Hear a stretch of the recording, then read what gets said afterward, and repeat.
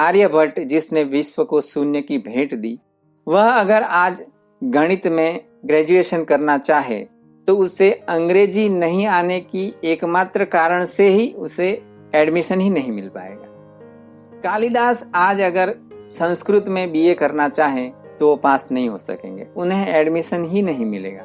Admission क्यों नहीं मिलेगा?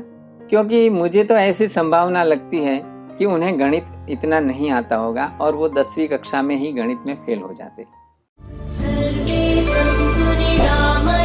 नमस्कार, स्वतंत्र शिक्षा से मैं डॉक्टर मुकेश पटेल आप सबका हार्दिक स्वागत करता हूँ। जैसा कि हमने पिछले वीडियो में देखा था, मैकॉले ने भारत की सृजनात्मकता को संपूर्णतः नष्ट कर दिया। किस प्रकार यह परिणाम हुए हैं, यह हम आज इस वीडियो में देखेंगे। इसके 3 परिणाम हुए हैं।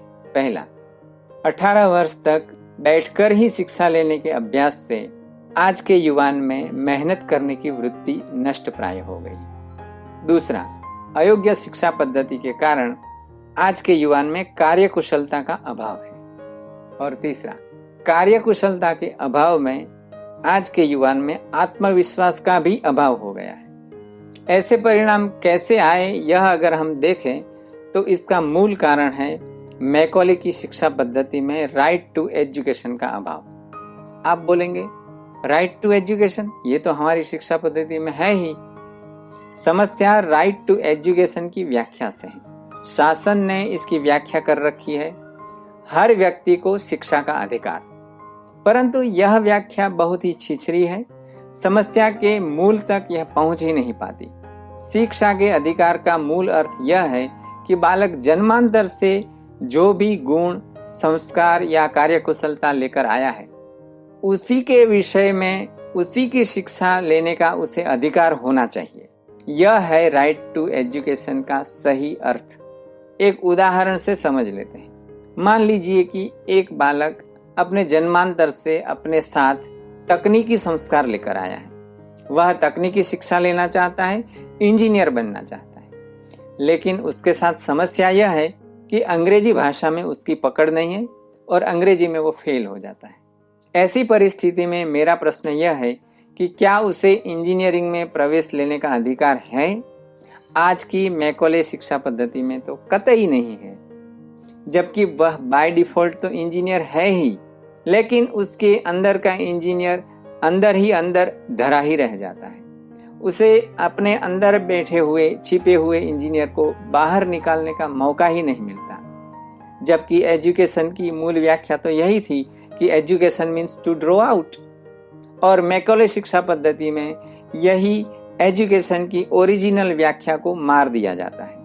इस परिस्थिति में यह बालक अंग्रेजी में फेल होने के कारण उसे अपने माता पिता से, मित्र संबंधियों से और शिक्षकों से ताने ही मिलते रहते हैं, और इससे उसका आत्माभिमान और आत्मविश्वास शून्य हो जाता है।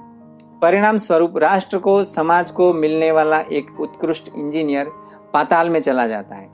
जबकि वास्तविकता तो यह है कि दिल्ली में ऐसा एक लोह स्तंभ बना हुआ है जिसे आज तक जंग नहीं लगी है। उसको बनाने वाले इंजीनियर जो भी रहे होंगे वो अंग्रेजी जानते थे क्या? दूसरे 2-3 उदाहरण से आपको यह और अधिक स्पष्ट हो जाएगा। मान लीजिए कि आर्यभट्ट जिसने विश्व को शून्य की भेंट दी, वह अगर आज गणित में ग्रेजुएशन करना चाहे तो उसे अंग्रेजी नहीं आने की एकमात्र कारण से ही उसे एडमिशन ही नहीं मिल पाएगा। तीसरा उदाहरण देता हूँ। जिन्होंने पूरा आयुर्वेद लिखा, ऐसे चरक ऋषि आज अगर आयुर्वेदिक डॉक्टर बनना चाहें तो बन सकेंगे क्या? नहीं। क्यों? क्योंकि वो भारत साइंस में पास नहीं हो सकते, क्योंकि उन्हें अंग्रेजी नहीं आती थी। वास्तविक अंग्रेजी का और आयुर्वेद का कोई संबंध ही नहीं है। चौथा उदाहरण देता हूँ।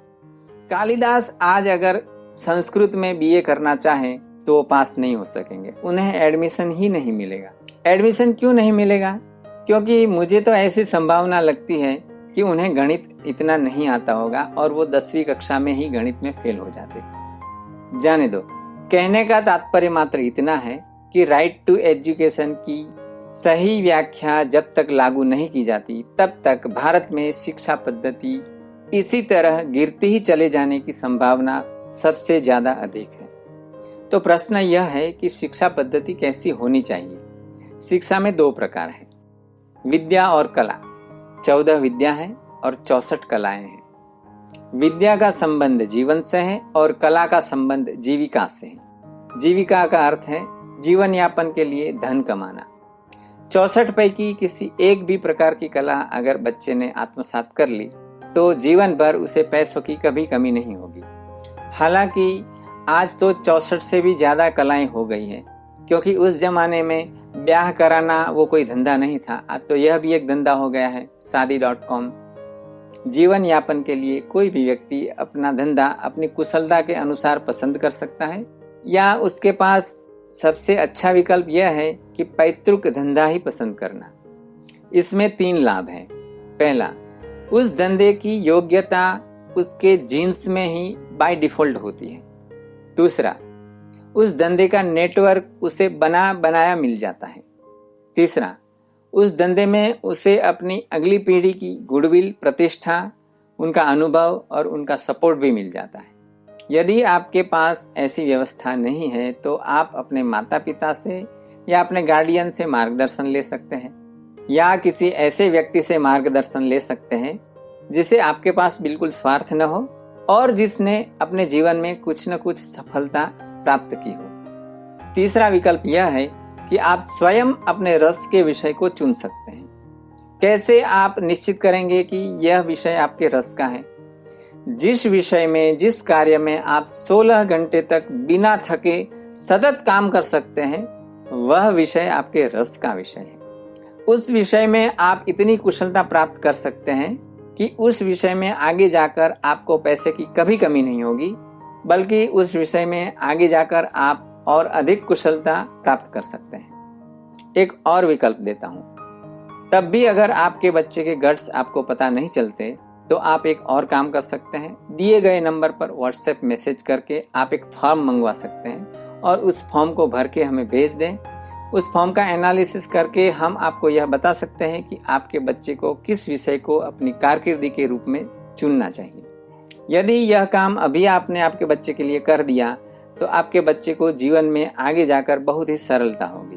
और यदि यह काम करने से अभी आप चूक गए और बच्चे ने एक ऐसी कारकिर्दी को, ऐसे विषय को चुन लिया जिसमें उसका रस ही नहीं है, तो आगे जाकर तो उस बच्चे का भगवान ही मालिक है। इसका कारण यह है कि जिस विषय में उसका रस नहीं है, उस क्षेत्र में वह काम ही नहीं कर पाएगा, और यदि काम कर लिया तो उसमें पैसे नहीं कमा पाएगा, और यदि प्रारब्धवशात पैसे मिल भी गए तब भी वो जीवन भर मानसिक रूप से व्यग्र रहेगा।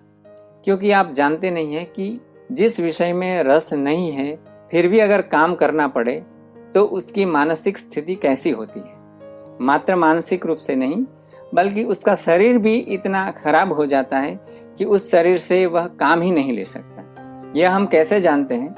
क्योंकि हमारी स्वतंत्र स्वास्थ्य की जो ट्रीटमेंट है उसमें हम पेशेंट से एक फॉर्म भरवाते हैं। उसमें एक प्रश्न हमने यह रखा है कि ऐसा कौन सा काम है जो आप करना नहीं चाहते परंतु आपको करना पड़ता है। उस विषय के उत्तर में 50 से अधिक प्रतिशत लोग यह लिखते हैं कि उनकी नौकरी।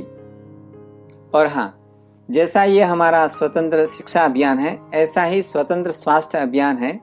वह चैनल की लिंक आपको डिस्क्रिप्शन में मिल जाएगी। कहने का तात्पर्य इतना है कि कोई भी व्यक्ति जब बहुत लंबे समय तक अपनी इच्छा विरुद्ध काम करता है तब उसमें एक सुसाइडल मेंटालिटी बन जाती है। आए दिन वर्तमान पत्रों में आप इसके समाचार देख सकते हैं। वर्तमान पत्र के उपरांत आप उसे गूगल करके भी देख सकते हैं। मेडिकल में या इंजीनियरिंग के विद्यार्थियों में, यहाँ तक कि डॉक्टर्स में भी यह मेंटालिटी देखने को मिल जाती है। कोटा के विद्यार्थियों में सुसाइडल मेंटालिटी आए दिन देखने मिलती है। आपके बच्चे की शिक्षा के विषय में और भी महत्वपूर्ण जानकारी अगले वीडियो में हम देखेंगे। आप हमारे इस स्वतंत्र शिक्षा अभियान के साथ जुड़ना चाहते हैं तो जे 3 बार जे लिखकर दिए गए नंबर पर व्हाट्सएप मैसेज कर दें, जिससे आपको आने वाले अगले वीडियो हम भेज सकें। तो जब तक अगले वीडियो में मिलते हैं, आपके बच्चे की शिक्षा की शुभकामना करते हुए सर्वे भद्राणि पश्यन्तु। धन्यवाद।